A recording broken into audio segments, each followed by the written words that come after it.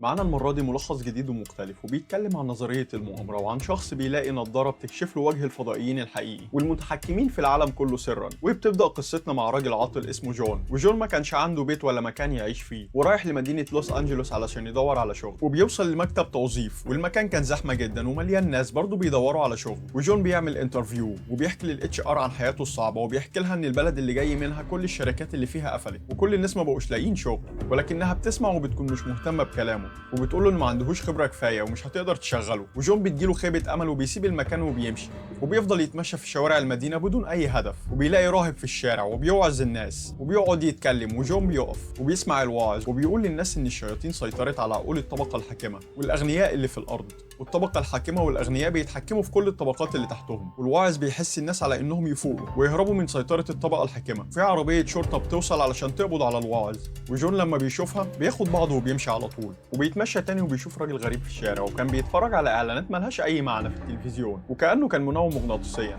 بس جون مش بيهتم بالراجل ده وبيكمل مشي، وفي الاخر لقى ملجأ للمشردين وبيقرر انه يقعد معاهم، ولكنه برضه بيشوف ست في البيت اللي قدامه بتتفرج على برنامج لواحده بتدعي انها مش بتكبر في السن، والست كانت بتتفرج بتركيز كبير وكانها كانت منومه برضه. وجون كان تعبان جدا وعمال بيفكر هيعمل ايه في بقيه حياته، وبيريح على الكرسي وبينام. وتاني يوم راح زار موقع بناء وكان بيحاول يلاقي شغل حتى لو كان هيشتغل كعامل، والمقاول في الاول كان رافض لانهم مش بيشغلوا غير العمال اللي من نقابه العمال. وجون بيقنعه بكلامه وبيتفق معاه انه هو ممكن ياخد راتب اقل من العمال التانيين، وفي الاخر المقاول بيوافق وبيبدا يشتغل جون وبيجتهد علشان يكسب. وبالرغم من ان مشكله الشغل اتحلت بالنسبه لجون، بس بيعرف من المقاول انه هيقبض بالاسبوع مش باليوم، فبتفضل مشكله انه مش عارف هو هينام فين لان معهوش فلوس، وبيفكر يرجع تاني لملجأ المشردين. وبيشوف عامل اسمه فرانك وبيعرض على جون ان يوديه مكان فيه اكل ببلاش وكمان يقدر ياخد دش هناك. وجون ما كانش واثق في كلام فرانك ومقلق منه، بس ما كانش عنده اي حل تاني فبيوافق ويروح معاه. وهم في السكه بيقعدوا يتكلموا ويتعرفوا على بعض، وبياخدوا فرانك لمعسكر كل اللي قاعدين فيه كانوا من بره لوس انجلوس، وكانوا كلهم جايين يشتغلوا برضه، والمجموعه كلهم عباره عن ناس طيبين وبيساعدوا بعض في كل حاجه، والاطفال مرتاحين في المكان وفرحانين. وفي واحد من الناس دول اسمه جيلبرت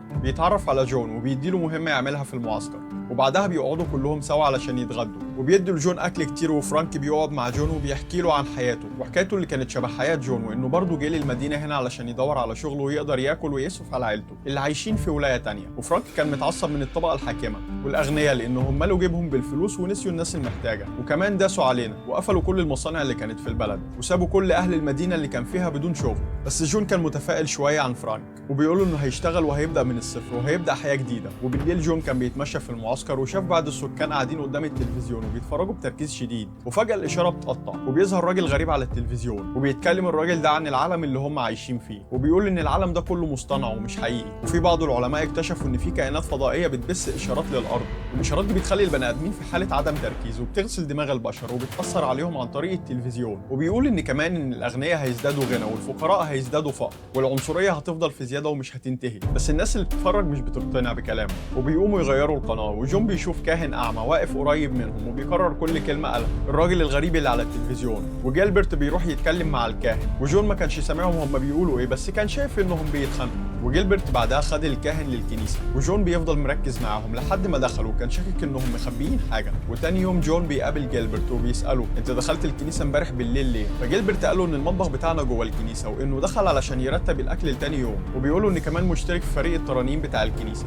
وبيسيبه وبيمشي. وبعدها نفس الراجل الغريب بيظهر على التلفزيون مره تانيه وبيقول للناس يوقفوا فرجه على التلفزيون لان الفضائيين بيستخدموا التلفزيون علشان يوصلوا الاشارات المنومه بتاعتهم للناس، والناس برضو ما كانش عاجبهم كلام الراجل ده. وبعدها جيلبرت بيحس بقلق وبيروح للكنيسه المره دي، وجون بيقرر يمشي وراه وبيسمع فعلا الترانيم في الكنيسه، وبيقول مع نفسه انهم اكيد مشغولين ومحدش هياخد باله منه. وبيدخل الكنيسه بيلاقي مختبر كيميائي صغير وكلام غريب على الحيطه كان مكتوب انهم بيعيشوا لما احنا بننام. بيشوف كمان جهاز تشغيل بيشغل الترانيم دي وانه كان مجرد الهاء لانهم بيداروا على الاجتماع اللي بيحصل في الخفاء. وبنشوف جيلبرت والراجل الغريب اللي كان بيطلع في التلفزيون ومعاهم ناس تانية وكانوا عاملين مع بعض جماعه سريه، وفي التنظيم ده كانوا بيحاولوا يخترقوا القناه التلفزيونيه علشان الراجل الغريب يظهر تاني قدام الناس ويقعد يتكلم عن الجماعه السريه، وكانوا عايزين يشغلوا معاهم اكتر عدد من الناس علشان يقدروا يوصلوا افكارهم للمجتمع وللناس بشكل احسن. وجون لما سمعهم بياخد خطوتين لورا وبيخبط بالغلط في مخبأ سري مليان صناديق، بس بيقفل الباب بتاعه بسرعه وبيقرر انه يبص عليه في وقت تاني. وكان ماشي بس بيخبط في الكاهن الاعمى وبيحسس على وشه وبيسيبه يمشي لما بيعرف انه جون، وبيعرف من ايده انه عامل بناء وبدا يتكلم معاه عن الثوره. وجون مش بيرتاح لكلامه وبيمشي من الكنيسه، والكاهن بيقول لجون انت هترجع تاني. وبتظهر بعدها طياره هليكوبتر تبع البوليس فوق الكنيسه، فالناس اللي في الجماعه السريه بيقلقوا. بعدها الطياره بتمشي بعيد وجون بياخد منظار من واحد من السكان وبيراقب اللي بيحصل في الكنيسه، وبيشوف جيلبرت والناس اللي معاه بيشيلوا الصناديق وبيحطوها في العربيه. وفرانك بيظهر وبيشوف اللي جون بيعمله، وجون بيقول لفرانك على كل اللي شافه في الكنيسه، بس فرانك بينصحه وبيقول له ما تدخلش نفسك في مشاكل ومالكش دعوه باللي بيحصل هناك. وفي نفس الوقت العربيه اللي فيها الصناديق بتمشي بعيد، وجون بيراقب الكنيسه طول اليوم بس مفيش حاجه بتحصل. وبالليل بتظهر عربيات بوليس كتير والناس ما كانتش فاهمه ايه اللي بيحصل وليه البوليس موجود. وفجاه اللودرات بتبدا تهدم المعسكر وكل الناس بتبدا تجري وهم خايفين، وجون بيتفرج على الفوضى اللي بتحصل والدمار اللي البوليس بيعمله. وبيمسكوا الكاهن والراجل بتاع التلفزيون وبينزلوا فيهم ضرب، وكانوا بيحاولوا يقاوموا بس البوليس فضلوا يضربوا فيهم بكل قوه، وبيضربوا كمان اهل المعسكر اللي فضلوا موجودين وما هربوش. وجون ما كانش في حاجه بايده يعملها، وبيشوف شاب مراهق مستخبي في زاويه وبيهربوا هما الاثنين من البوليس، وبيشوف المعسكر وهو متدمر، بس الغريب انهم بيلاقوا التلفزيون سليم وشغال ومحدش جه جنبه. وبعدها جون بيقرر يخش الكنيسه ويكتشف المخبأ السري اللي كان هناك، وبيلاقي ان الجمله اللي كانت مكتوبه على الحيطه اتمسحت، وبيلاقي كمان ان البوليس ما عرفش مكان المخبأ السري ده. فبيدخل وبيلاقي صندوق واحد لسه موجود، وده واحد من الصناديق اللي خدها جيلبرت قبل كده في العربيه. وبعدها في دوريه شرطه عدت جنب المعسكر، وجون بيضطر يستخبى منهم ومشي بعدها من المكان وراح لمكان امن وفتح الصندوق، وبيستغرب لما بيلاقي فيه نظارات كتير، فبياخد نظاره واحده منهم وبيخبي الصندوق في حته امان، وبيتمشى في الشارع وبيلبس النظاره. وفجاه كل حاجه حواليه بتتحول للابيض والاسود والعالم بقى شكله غريب، وبيشوف من خلال النظاره ان كل اعلان في الشارع شايل رساله معينه زي اتجوز وخلف كتير، خليك شخص مستهلك، ما تفكرش كتير، واتفرج على التلفزيون، ورسائل تانية كتير. وبيبص على المجلات وبيلاقي بدل الصور رسائل. حتى لما بيبص على الناس في الشارع بيلاقي بعضهم فضائيين وشكلهم غريب جدا ومخيف، وبيقلع النضاره وبيلبسها تاني علشان يتاكد من اللي هو شايفه. وبيلاقي مكتوب على الفلوس ان ده الهه، وبيكتشف كمان ان في اجهزه موجوده على اشارات المرور، والاجهزه دي بتسيطر على الناس وبتخليهم منومين. وبيشوف ان مش كل الناس فضائيين وفي ناس عاديه وبيتعاملوا عادي معاهم، وما كانوش يعرفوا انهم فضائيين اصلا. وكان واضح بالنسبه لجون ان الفضائيين هم الشخصيات الاكثر نجاح في المجتمع والاغنى كمان، وبيشتغلوا في مناصب مهمه في البلد. وبيدخل جون لسوبر ماركت وبيشوف خطاب لاحد السياسيين على التلفزيون، والمفاجاه انه كان برضه فضائي. وجون بيضحك بشكل هستيري من اللي هو شايفه، وفي ست كبيره بتخبط فيه بالغلط واللي بتكون هي كمان من الفضائيين. وبيحاول جون يقنع الناس العاديه ان الست دي من الفضائيين، بس ما حدش بيصدقه. وبالحركه دي جون كشف نفسه للفضائيين، والست بتتواصل مع الفضائيين التانيين من خلال الساعه بتاعتها وبتقول لهم ان في شخص قدر يشوفنا، وبتديهم اوصافه. والفضائيين بتجيلهم رساله وبيتحركوا كلهم ناحيه جون، وجون بيخاف وبيخرج من السوبر ماركت، والفضائيين بيفضلوا باصين له، بس جون ما كانش واخد باله وبيشتم واحد منهم. وبيظهر بعدها البوليس اللي كانوا برضه من الفضائيين وبيهجموا على جون وبيستجوبوه ويقولوا له انت جبت النضاره دي منين؟ بس جون مش بيرضى يقول لهم حاجه، والظابط بيهدده وبيحاول يقنعه في نفس الوقت انه ينضم ليهم،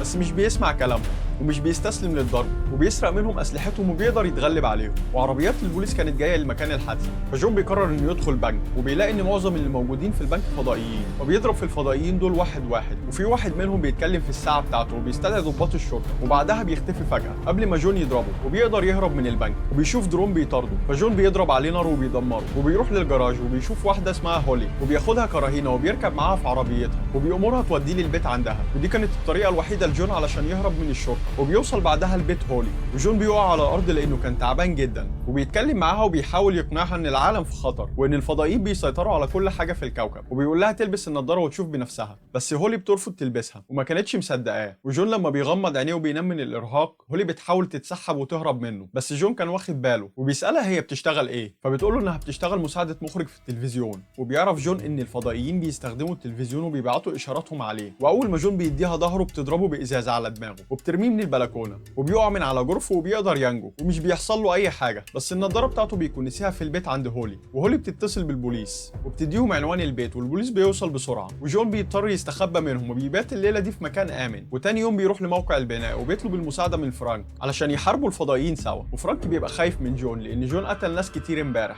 بس جون بيحاول يفهمه ان دول اصلا مش بني ادمين وكانوا كائنات فضائيه متنكره على شكل بشر. وفرانك ما كانش عايز يسمع الخرافات دي من جون، وبيقول له ان عنده عيله وخايف عليهم، وبيطلب منه يمشي. وبعدها جون بيروح للمكان اللي خبى فيه صندوق النظارات، وبيلاقي ان صندوق الزباله فاضي، وبيشوف عربيه الزباله قدامه، فبينط في عربيه الزباله وبيقعد يدور على نظارات، وبيقدر في الاخر يلاقي نظارتين سلام. وبيتضح ان فرانك كان بيتفرج على جون وعلى اللي عمله في عربيه الزباله، وبيرمي له المرتب بتاعه، بيقولوا ان كل واحد منهم من النهارده من طريق. وجون بيطلب منه يلبس النظاره علشان يشوف حقيقه العالم، بس فرانك بيرفض وبيفتكر ان جون اتجنن. فجون بيضربه بالبوكس، وفضلوا هما الاثنين يضربوا بعض، وفي الاخر قدر جون يوقع فرانك على الارض وخلاه يلبس النضاره بالعافيه. وفرانك اخيرا بيصدق جون لما بيشوف الفضائيين في الشارع، وبيمشوا مع بعض وبينزلوا في فندق. وفرانك بيفضل يبص من الشباك وبيقول ان اكيد في ناس تانية بيشوفوا الفضائيين زينا، واحنا لازم ندور عليهم. وجون بيقول لفرانك انه كان عايش في فقر شديد لما كان صغير، وده بسبب الفضائيين اللي طلعوا انهم متحكمين في كل حاجه من زمان. فجون عنده النيه ان هو ينتقم منهم بسبب طفولته التعيسه اللي كان عايشها. وتاني يوم فرانك بينزل يشتري حاجات، وبيشوفه جيلبرت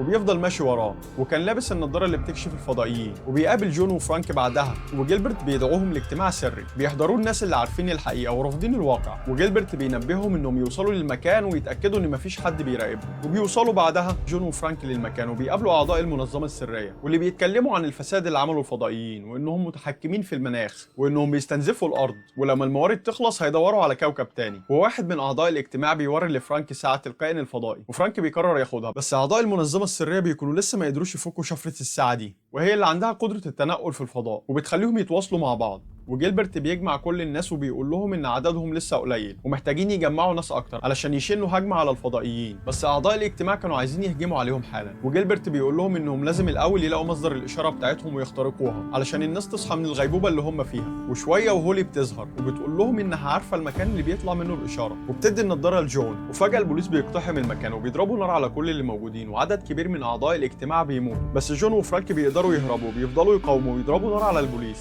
وجون كان عاوز يرجع علشان ينقذ هولي، بس فرانك بيمنعه، وبيحاولوا يعرفوا الساعه دي بتشتغل ازاي علشان يقطعوا الاشاره ما بين الفضائيين. بس فجاه الساعه بتفتح بوابه من العالم التاني، والشرطه بيبداوا يقربوا لهم، فبيضطروا هما الاثنين انهم ينطوا ويدخلوا البوابه دي، وبيلاقوا نفسهم انهم في قاعده فضائيه تحت الارض، وبيلاقوا كلام بلغه مش مفهومه على الحيطه، وبيتحركوا بحذر في الممر، وبيلاقوا نقطه تفتيش، والجنود اللي على النقطه دول بيتبلغوا ان عمليه القضاء على الارهابيين تمت بنجاح.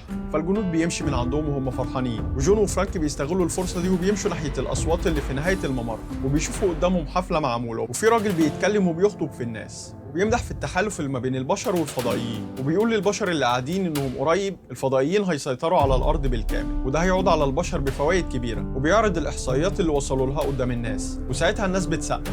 في واحد بيجي لجون وفرانك من سكان المعسكر، واللي بيبقى انضم للفضائيين، وكان مفكر ان جون وفرانك برضه انضموا للفضائيين، وبيستغرب انهم لسه لابسين اللبس ده، وبياخدهم في جوله للمكان وبيوديهم لمحطه المطار الفضائي، وبيوريهم الاوضه اللي بيتنقل فيها البشر بين العالمين، وبياخدهم خلف الكواليس للاستوديوهات والتلفزيون، وبيعرفوا ان من خلال القمر الصناعي بينتقل البث للعالم وبيسيطروا على البشر من خلاله. وجون كان بيحاول يخدع الراجل ده علشان ياخدهم للاستوديو ويدخلوا جوه، بس في حارس بيبقى واقف وبيرفض انهم يدخلهم بدون تصريح. وجون وفرانك بيقرروا انهم يدخلوا بالعافيه وبيضربوا نار على الحارس، والبشر اللي كان موجود معاهم المنضم للمعسكر بيحاول يوقفهم، وبيبقى عايز يقنعهم بسلطه الفضائيين وانهم يعيشوا زي ما كل الناس عايشه، وبيقول لهم ان الفضائيين استعبدوا كل البشر، وبيقول لهم ان ده الاحسن ليهم انهم ينضموا لان الفضائيين هم الطرف الكسبان وياخدوا المزايا اللي بيقدموها. بس جون وفرانك بيرفضوا يكونوا خونه، والراجل بيختفي بسرعه عن طريق الساعه بتاعته، وجون وفرانك بياخدوا اسلحه الحرس وبيقتحموا الاستوديو. وجون بيسال الموظفين عن مكان هولي، بس محدش كان عارف مكانها، وبيعرف جون ان اشاره القمر الصناعي موجوده على السطح،